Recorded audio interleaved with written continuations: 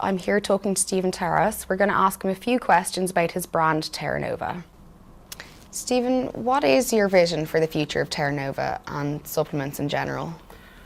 Well, my approach to not only to nutrition but also to company ownership and company direction is something that I had to make very consistent.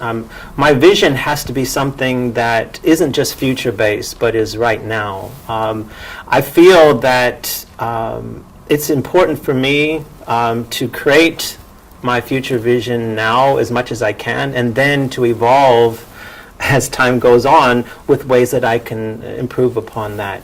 For me, it's about saying, okay, what we have done with Terra Nova has been an evolution of supplements.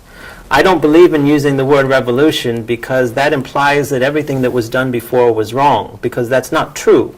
The truth is that there's so much that is valuable and useful and worth holding on to from the way people and companies did things before Terra Nova ever existed. It's a slow and steady process. Well, yes.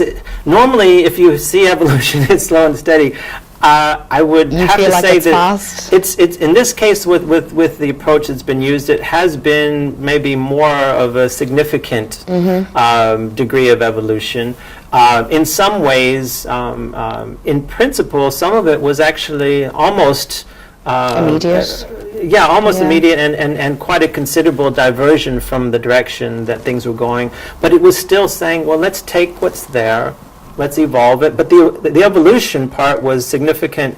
But what I have done with Terra Nova isn't anything different than what probably a lot of other people previously had thought about doing. But I was just in the right time, right place. Exactly, yeah. to do that, and had the right background, and that's why it happened. But for me to just say, okay, this has been amazing, and the effects that people are getting with the products are amazing, and that's fantastic. But if I just sit there and allow that to be enough, then that's kind of defeating the purpose of the whole process of this evolution. We could have become a successful company doing that which I had already, worked in, for the last, 30 years before Terra Nova started. And I just felt that in order to be consistent with the standards of the let's say the ingredients and the products and the method of formulation, the business principles had to be there too. It's about saying, I don't just want products that work dramatically better than what they would have had we not done what we did, but also it was decisions like avoiding all the fillers, binders, and other manufacturing additives. And it's about walking that very narrow path where you create standards and requirements for yourself that are so built into the DNA of the company that I cannot afford to stray from that. It's about removing the attraction of compromise. And it's a beautiful thing. I mean, I've worked for companies in directorship roles before, and you feel a lot of love for what you do, but you don't have ultimate control over the direction of that company, and you are to some degree dependent on the appetite for compromise that the people who are making the ultimate decisions would have. I've been very lucky to be able to work with the best of companies, but when you're in a position of making those decisions yourself, and if you start the company from a place of no compromise, then there's no looking back. There's no looking back. But it's a beautiful thing because it also takes so many of the emotional and mental challenges away. We set ourselves to have affordable priced products, even though the products are ridiculously expensive to make. We set ourselves this standard that there would be no manufacturing additives used. When you make that decision, the minute you start to put them in there, you have compromised all of that which has gone before it. And I won't do that. I can't afford to do that.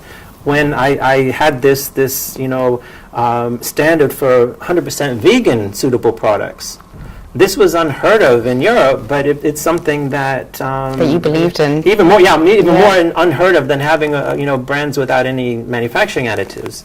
Thankfully, there were other brands that had done that previously, but it was it's still a rarity throughout the world. But with the 100% vegan status for a large-scale nutritional brand, it's virtually unheard of, and I can't veer from it, because the minute you do that, you have completely removed so much of the benefit of what you had done before. So from my standpoint, in terms of those standards, it's going to be the same. It will have to continue on that path, because that is part of what Terra Nova is about. But there's more to it than that. I know that the evolution that we've taken in terms of let's say with the Magna-Food synergy that we provide, with the focus on the freeze-dried organic botanicals and so on, that's had the greatest impact on why the products work the way they do. But there will come technologies and other approaches that we will be able to weave into this in the future that will take Terra Nova to another level. And that's what excites me, is not where we are. So you keep evolving.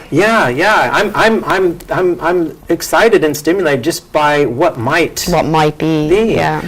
And I think that people kind of expect that I'm going to do that, because that is, again, that's kind of the road you've taken in the past. Exactly. And it's exciting for me. But in terms of the industry as a whole, I sincerely hope that the kinds of effects that people have experienced, the physicians and the retailers and the other therapists, nutritional therapists and so on, who have worked with the products, and of course the consumer's experience, I hope that does influence the industry in general to rethink their 100% advocacy of this pharmaceutical direction.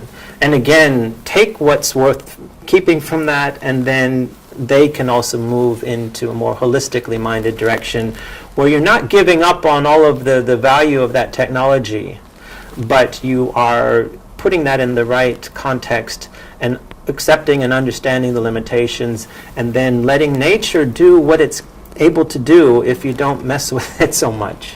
That is what my hope is, and I do believe that will happen.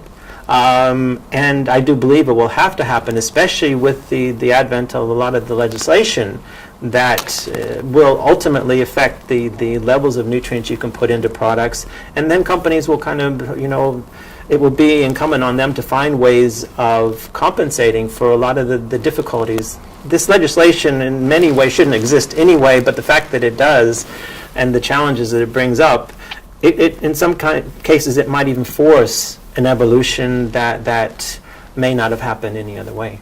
I guess only time will tell.